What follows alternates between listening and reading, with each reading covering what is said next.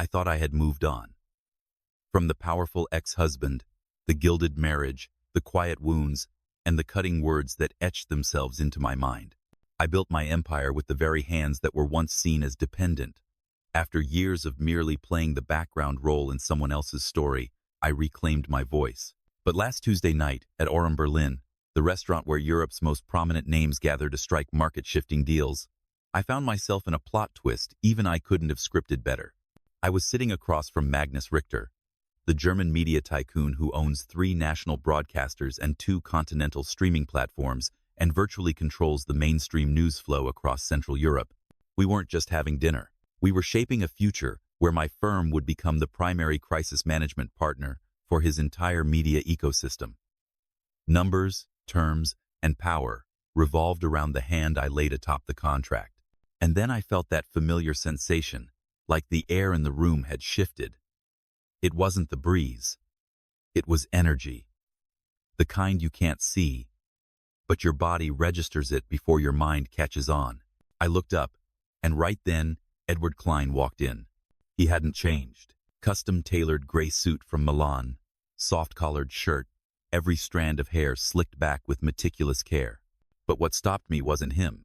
The woman beside him, his hand resting on her waist that familiar way. Celeste. No need to ask. Clearly the new wife. Young, beautiful, golden from head to toe, and visibly out of place. The kind of out of place that screams she hasn't truly belonged to this world yet. And then he saw me. His first look was confusion, then recognition, then surprise, and quickly, panic, barely hidden beneath that confident mask. I didn't look away. I didn't nod. I lifted my wine glass, brought it to my lips, and looked straight into his eyes, as if I were staring at an old number on a financial chart that was no longer relevant. Magnus was still speaking, his hand gesturing to a clause about multinational crisis coordination. I turned back, maintaining a poised smile. But I knew Edward was still watching me. Some stares don't have to be direct. You feel them graze your skin like a dull blade. You handled Minister Lehmann's case brilliantly last month, Magnus said, scanning the final section of the contract. You didn't just help him through the crisis. You turned it into a public lesson on accountability and transparency. I want that exact spirit for my entire corporation. I nodded, utterly calm inside. Strategy doesn't always lie in concealment, I replied. Sometimes it lies in turning the truth into a story people can trust. Magnus chuckled. That's exactly why I want to work with you. Not everyone has the skill to make failure into a media leap. I was about to respond when I felt that ripple in the air again. I glanced sideways. And this time, Edward and Celeste were settling at a table just across the hall from ours. Directly opposite, just one row away. She sat down first, clumsily adjusting her dress, eyes scanning the menu like she was waiting to be guided. Edward couldn't take his eyes off me. No, this wasn't a slow-motion scene from a movie. Everything happened sharply, fast, honestly, and in 3 seconds, I had to decide. Would I shrink back into the girl I used to be, the one who wilted under contemptuous eyes? Or would I hold steady as the woman who had risen far beyond the past?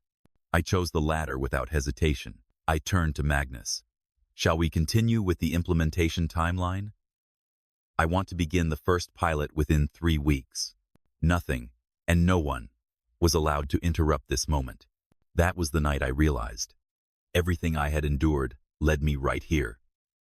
To the moment the past must witness the present it once dismissed. 3 years ago, I was the wife of Edward Klein, founder of Klein Tech, one of the largest tech conglomerates in Northern Europe. The media called me the muse of digital innovation. I graced charity galas in Vienna, blockchain summits in Zurich, and discreet champagne soirees on yachts in Monaco. Wherever Edward went, I was there, hand in hand, adorned in lavish gowns, my smile perfected to near flawlessness. I used to think I was happy. I used to believe in that love story painted by the press. My husband was a genius, and I was his unwavering support. We were the power couple, so they said, but the only power I ever held in that relationship was knowing when to stay silent. Gradually I faded, like a backdrop beneath the spotlight. At first, I didn't notice.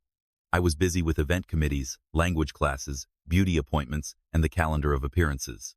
I became an expert at turning myself into the version of me Edward found most agreeable.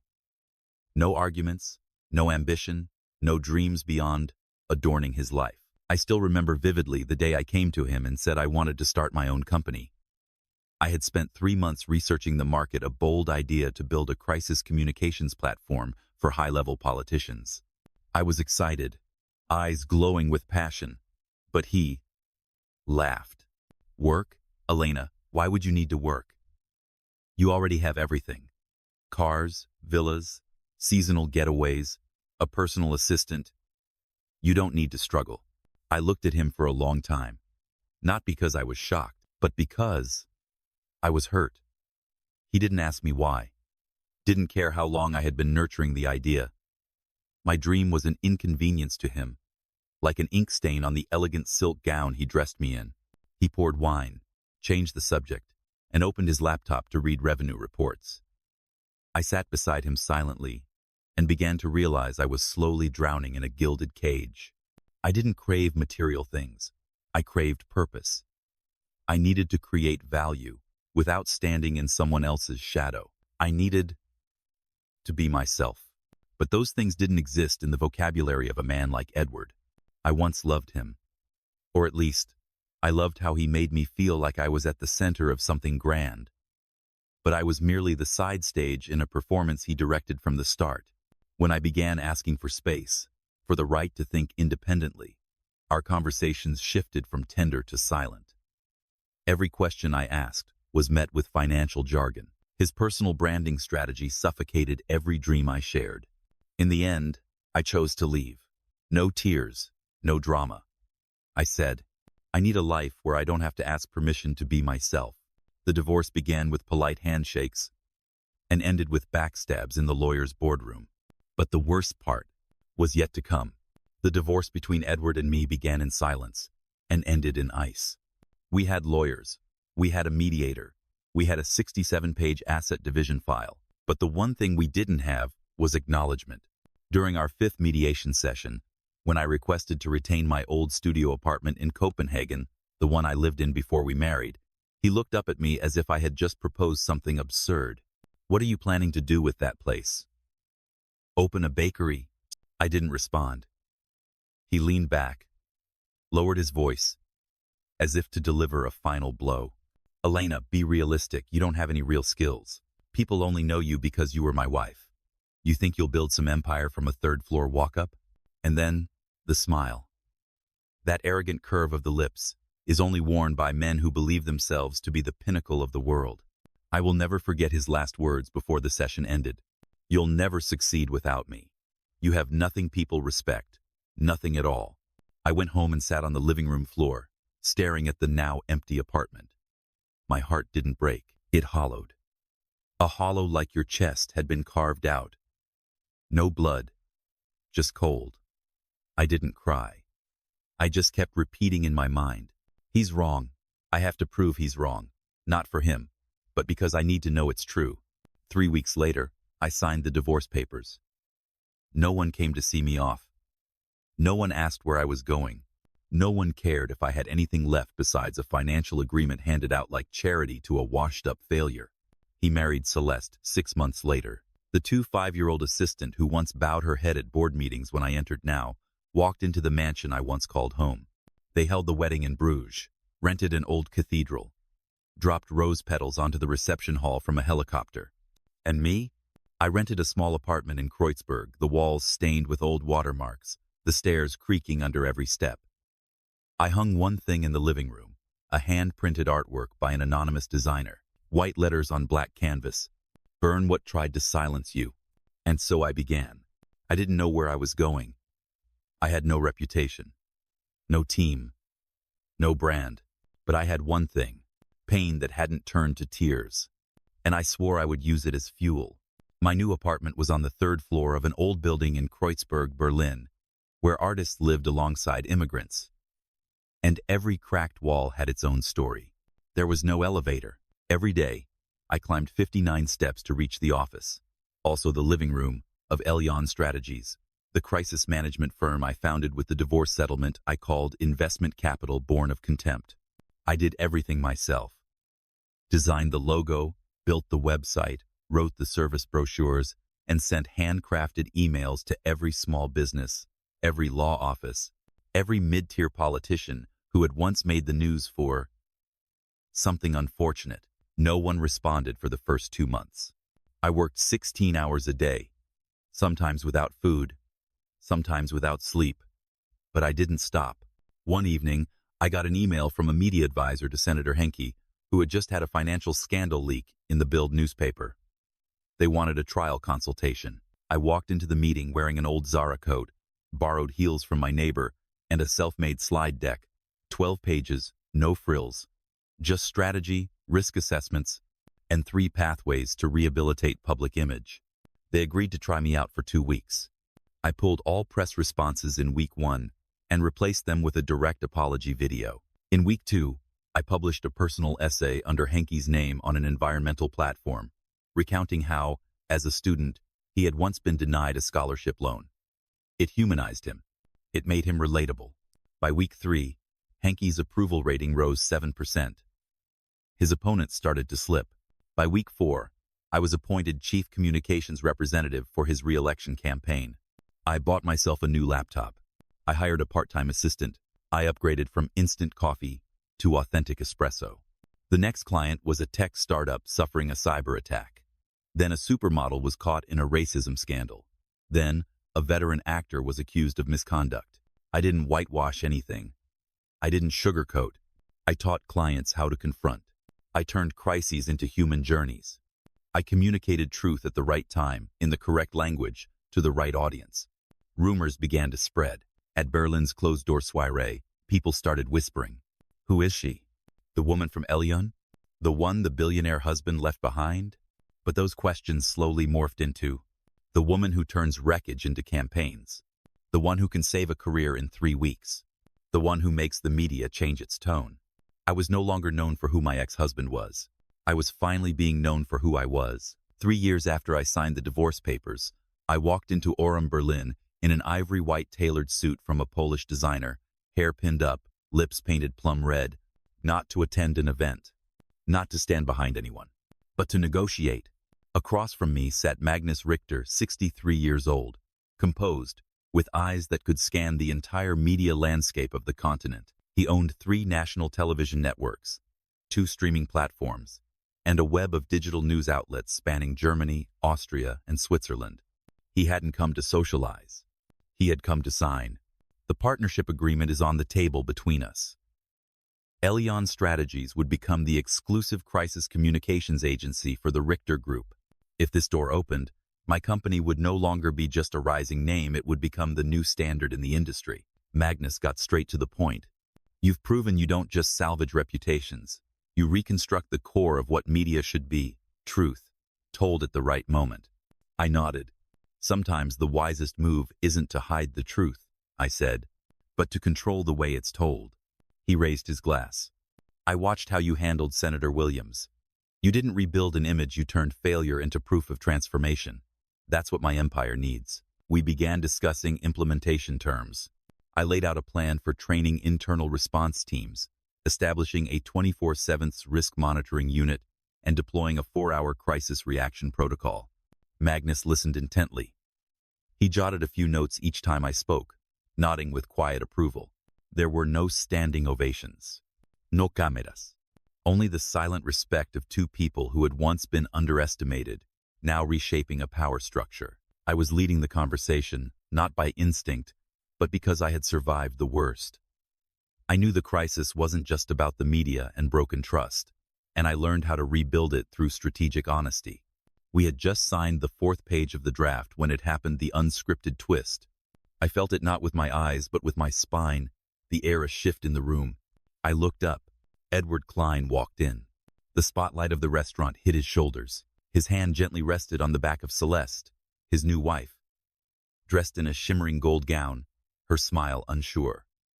They were led to a table across the room, 3 rows away, directly facing ours. I remained still. Magnus, unaware, was reviewing a clause about content rights. I kept my voice steady, eyes on the contract. But inside, I could hear it the past, standing up from its chair and walking straight into the present. Edward hadn't seen me yet. Celeste was still glancing nervously around, scanning the place like someone afraid to pick the wrong spoon or touch the incorrect glass. I exhaled slowly. 3 years. 3 years rebuilding myself from ashes. And tonight, he would witness me at the summit he once said I would never reach. I've never believed that the universe has a plan, but the moment Edward turned his head just as I was smiling faintly at one of Magnus's sharp remarks, it felt too perfectly timed to be a coincidence. His eyes paused on me. At first, just a passing glance like anyone else in the restaurant. Then he stopped. He blinked. His head tilted slightly, brows narrowing, that involuntary reflex when your brain asks, "Am I seeing this right?" He wasn't mistaken.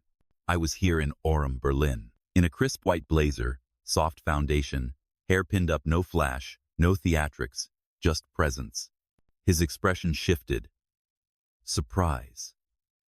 To shock. I didn't lower my gaze. Didn't look away. I held eye contact just long enough to tip the balance of control, then turned smoothly back to Magnus, as if nothing had happened. That is power without words, the kind Edward once tried to keep for himself. "Is something wrong?" Magnus asked, noticing my brief pause. I smiled. Lightly. Politely. Just. A piece from my past walked into the room. Magnus tilted his head slightly, glancing toward the far side without being obvious. "Edward Klein," he murmured, almost to himself. "Met him a few times at AI conferences in Zurich. Former husband?" "Very former," I replied, voice devoid of sentiment. Magnus nodded slowly, deliberately, then gently but sharply. "And how does it feel seeing him now, in this moment?" I wrapped my fingers around the stem of my wine glass, eyes still on the contract. Like seeing a room that once flooded. I almost drowned there. But now, it's just a memory. Magnus placed a hand on the document. "Your story only makes me want to sign this deal faster," he said. "People who were once underestimated always carry the deepest strength. And frankly, they're the ones I most enjoy working with." I smiled. Magnus Richter didn't know it, but he had just placed the final layer of armor around my heart. A layer I thought I no longer needed. But turns out, I did. Especially for the confrontation that was quietly unfolding across the room. On the other side, Edward said something to Celeste. She turned. Her gaze found me hesitant, unsure, trying to mask discomfort behind thick mascara and glittering highlighter. She sensed something was happening, but couldn't grasp the whole picture. Edward was growing unsettled. His eyes wandered. His fingers tapped the table nervously. Sometimes he looked at Magnus. Sometimes at me. His mind was racing, piecing together data and likely concluding that this situation was far bigger than he imagined. He couldn't leave Aurum now. Not when his ex-wife's new partner was one of Europe's most influential media voices. What he didn't know was that Magnus wasn't just someone I knew. We were finalizing a contract that could reshape the entire definition of crisis in the modern press. Magnus returned to the document. "We're at the final page," he said. "I'd like to sign tonight." "Absolutely," I replied. "Just confirm Clause 17, priority access to internal reports." Edward was watching. I could feel it. Every time I reached for the pen. Every time Magnus nodded. He saw it all. No one stood up. No one applauded. But I knew. He had just witnessed the thing he once laughed at 3 years ago, claiming I would never be able to create.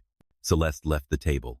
Her sparkling silver clutch disappeared behind the velvet curtain leading to the women's restroom. Opportunity opened. Edward took it. He stood. Adjusted his tie. Ran a hand through his hair. Then began walking toward our table. Each step no longer carried the confidence of years past.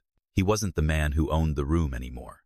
Still Edward Klein, but like a man trying to remember the password to an upgraded system. I caught him in my peripheral vision. I knew what was coming. And I was ready. "What a surprise," he said as he stopped by our table, voice straining for composure. "Hello." I set my wine glass down. My gaze didn't flinch. Not cold. Not warm. Just neutral, the way one looks at a project already completed. "Edward," I said. "It's been a while." His eyes flicked to Magnus, hesitating as if his mind needed a few extra seconds to process the scene. Then, he extended a hand. Magnus Richter, right? I read your interview with Die Welt. Very impressive. Magnus shook his hand politely. He didn't stand nodded, maintaining the right measure of social distance. Edward Klein. Yes, I know of you, Magnus said, calm and crisp like stating a public fact. Your wife mentioned you once or twice. I watched the word wife hang awkwardly in the air. Edward stiffened, just for half a second. I adjusted the tone, deliberately. Former wife. Edward is my ex-husband. Magnus and I are business partners finalizing a strategic contract. Partners?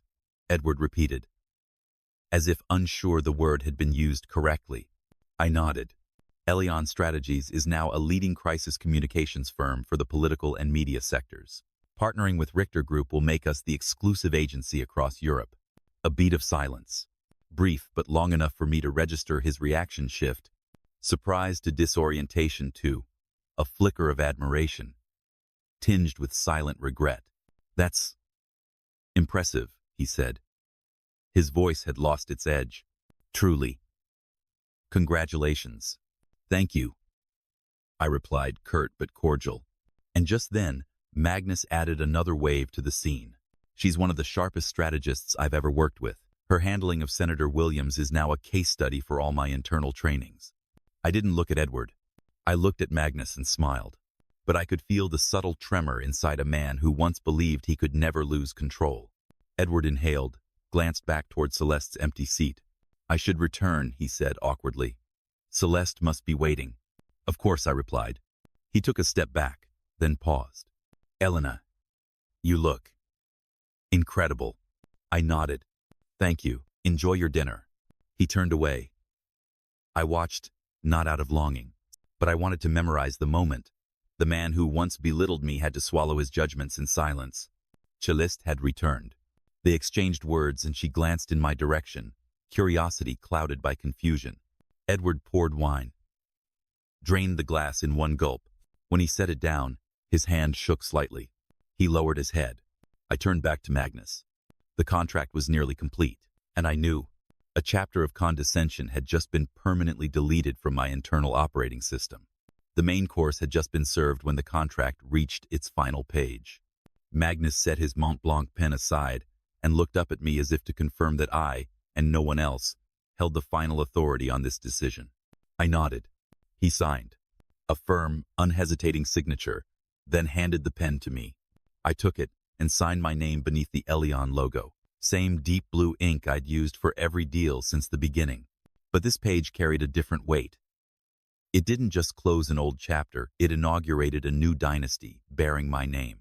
I looked up, and like someone had just touched the back of my neck, I knew Edward was watching. I turned, met his gaze, didn't flinch. Across the room, Celeste leaned in, whispering something to him. Edward didn't respond. His eyes were fixed on my hand, where the contract had just been completed. Celeste followed his gaze, then looked back at him. Her expression changed. Her grip on the wine glass tightened. She didn't ask aloud, but I knew she'd already figured it out. The woman sitting across from Magnus was not just anyone from Edward's past. She was the name once hidden, now becoming something Celeste never imagined she'd have to compete with. Magnus waved to the server. Dessert arrived. Sicilian pistachio gelato, saffron gold flakes, and dark chocolate shards. This is usually the moment I pop champagne, he said. But I believe, this time, you should be the one to uncork it. I smiled. Only if you guarantee Clause 21 stays internal. Already committed, he replied, raising his glass. To timely ascents, and to those who were once underestimated. My glass met his.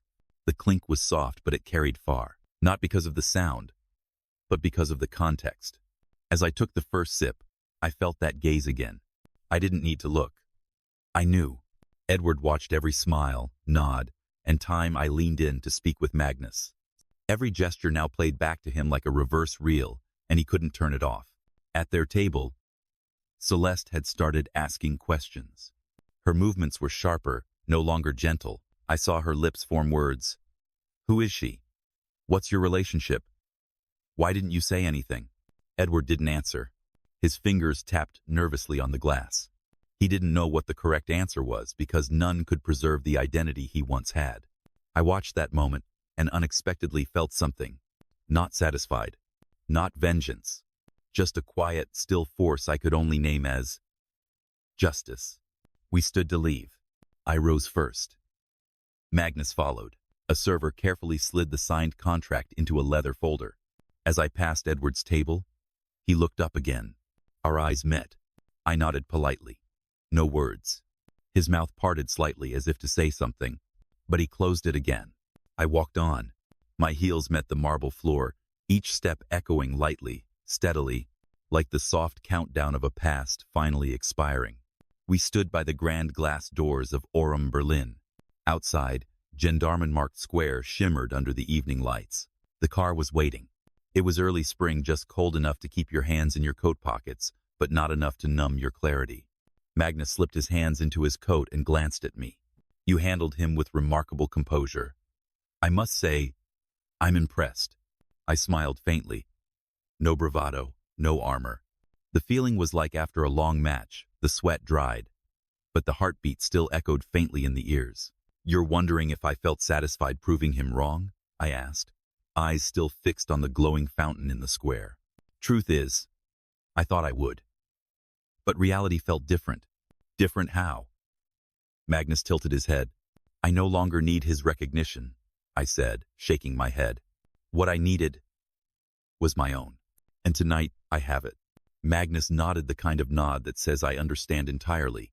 That's the difference, he said, between someone who wants to win and has already risen. Et continued. In 30 years of business, I've learned one thing. The underestimated often become the most unstoppable. They don't need applause. Being dismissed becomes their fuel. And when they take the lead, they don't shout. They show up. I turned to him for the first time, feeling truly seen by someone who wasn't behind me, wasn't above me, but beside me. Is that why you chose me? I asked. Partly, he said, but mostly because you're better than anyone I've ever worked with. The fact that you were once underestimated just doubled your value.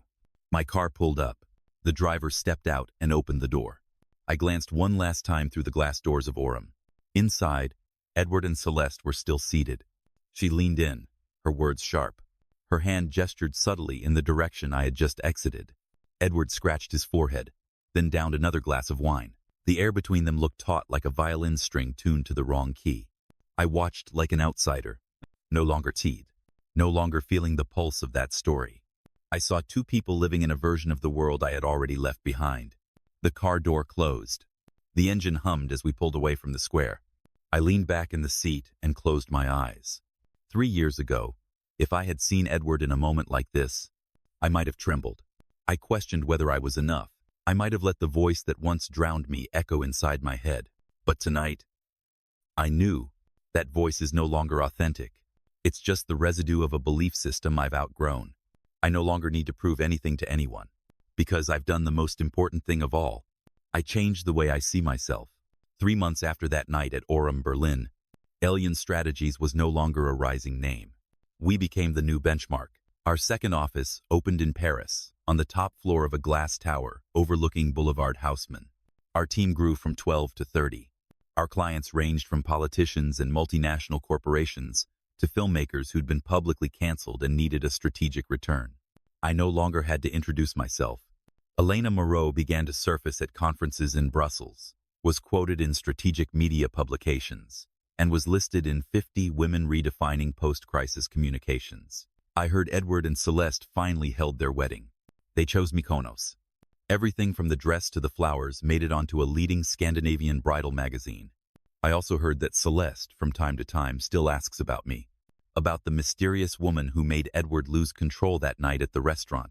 All I feel is gratitude. Gratitude for the past.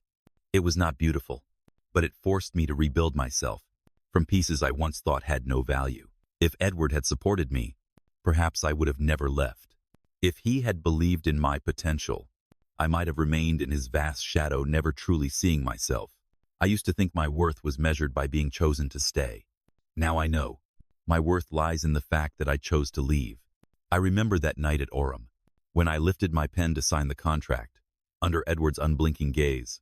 Not because I needed him to witness it, but because I needed to witness myself, how far I'd come. I am no longer the woman who bowed her head in a mediation room. No longer the ex-wife dismissed as someone who would never make it. No longer the shadow behind a successful man. I am Elena Moreau, founder of Elian Strategies, a woman redefining reputation recovery through humane, intelligent, and unapologetically bold strategy.